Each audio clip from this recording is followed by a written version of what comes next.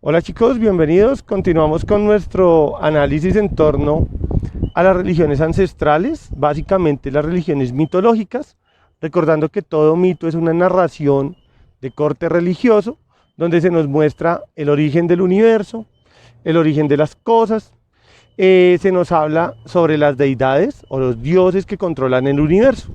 Hoy vamos a trabajar uno de esos mitos dentro de la literatura colombiana. Vamos a trabajar un mito eh, que nos habla de las deidades. Particularmente los mitos nos muestran a las deidades como los protectores de algún elemento natural. En este caso vamos a hablar de la piedra de Fu. ¿Qué es la piedra de Fu? Según los campesinos y los indígenas que vivían cerca de la laguna de Fuquene, el dios tutelar de las aguas es el dios Fu. Según sus ideas, sus pensamientos, todos los ríos y lagunas, la lluvia, era controlada por Fu, así como todos los elementos de la naturaleza, las montañas, el suelo, el sol, la luna, todo podía tener un dios tutelar.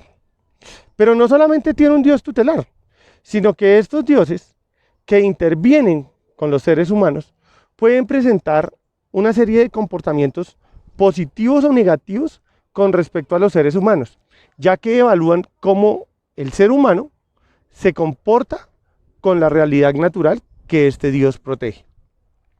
En nuestro caso, el dios Fu se ocultaba bajo las aguas de la laguna de Fuquene y en las horas de la tarde salía a defender los dominios en el valle de Ubaté y en Chiquinquirá, hasta la tierra de los indígenas Muso. A los indígenas Muso, que se les consideraba los enemigos más peligrosos de los muiscas, se les llegó a tildar de ser antropófagos, es decir, que comían otros seres humanos, así que los muiscas les tenían bastante miedo y por eso pedían la protección del dios Fu en horas de la noche. Cuenta la tradición mitológica de esta región que una noche el dios Fu salió de las aguas de la laguna de Fuquene, dando unos espantosos rugidos, y escaló la montaña arrancando una gran piedra que se cargó sobre los hombros, para tapar con ella el boquerón de Tausa, por la vía que va hacia el pueblo de los Musos, y así impedir que los Musos pudiesen llegar a este territorio muisca.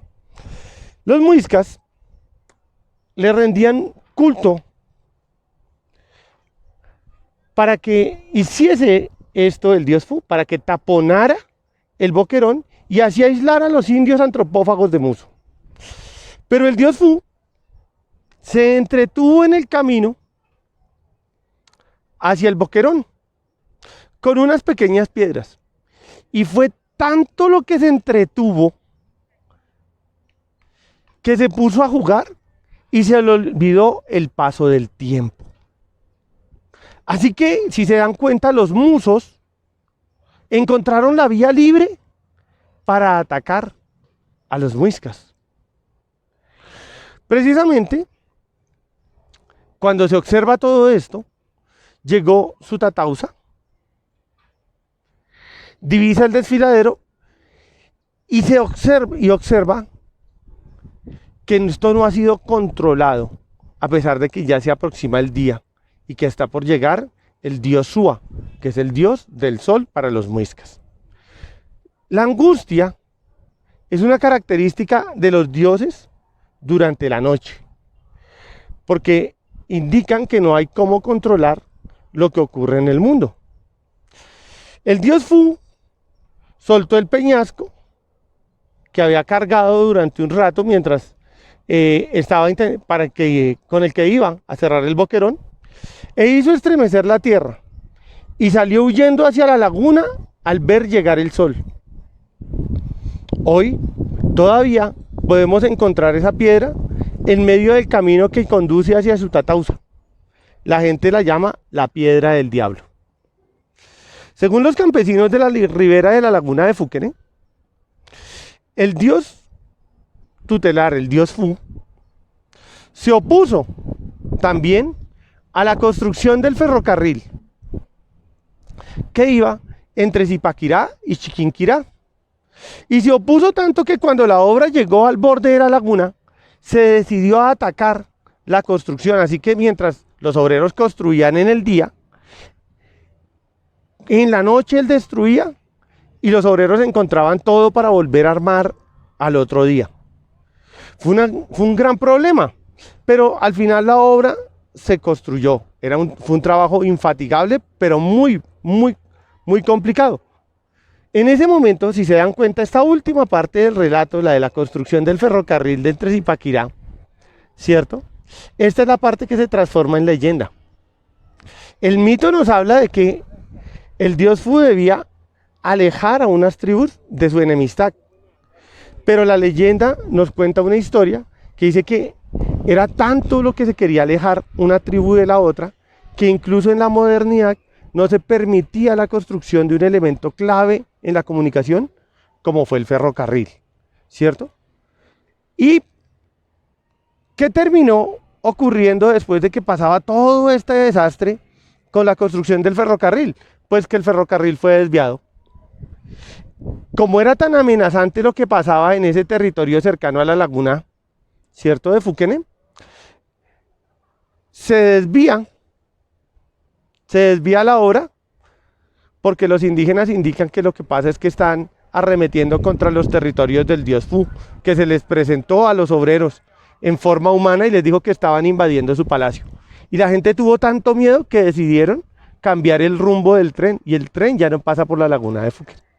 ¿Sí? Entonces es un mito que se une a una pequeña leyenda sobre la destrucción de la construcción del ferrocarril y se transforma en una muestra cultural significativa. Entonces, el mito es la realidad religiosa de la comunidad y la leyenda es una historia que está muy cercana a esa religiosidad que nos están brindando. En este caso se entremezcló una realidad, la construcción del ferrocarril con la idea de la existencia del dios Fu. ¿Listo, chicos? ¡Feliz día! Bien, dentro de la mitología clásica podemos observar entonces un fenómeno claro, y es que cada elemento natural cuenta con su dios protector. En el caso de los muiscas, Fo era el dios protector del agua, pero para la mitología griega clásica, ¿cierto?, nos hablan de Poseidón, el dios de los mares. Poseidón tiene un relato bastante interesante como el protector de los mares.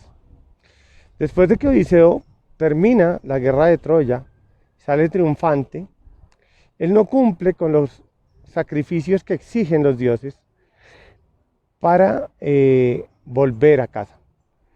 Y los dioses deciden castigarlo y colocan como el dios castigador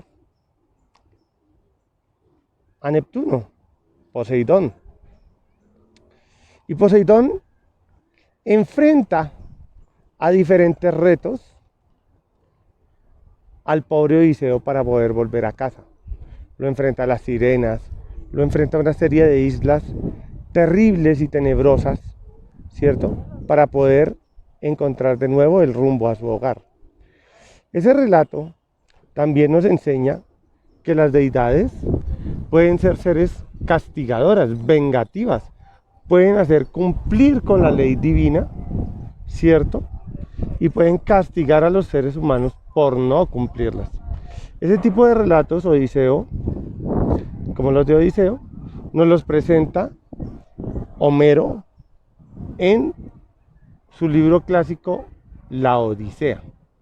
Sería muy interesante que empezamos a mirar uno de estos relatos, sobre todo de los viajes de Odiseo, que nos van a permitir conocer nosotros cómo actuaban los dioses en la antigüedad y cómo ellos se acercaban a los seres humanos y los premiaban, ¿cierto?, cuando se comportaban supremamente bien con ellos, o los condenaban a vivir cierto tipo de situaciones heroicas para poderse liberar de su castigo. Esos eran sus castigos predilectos.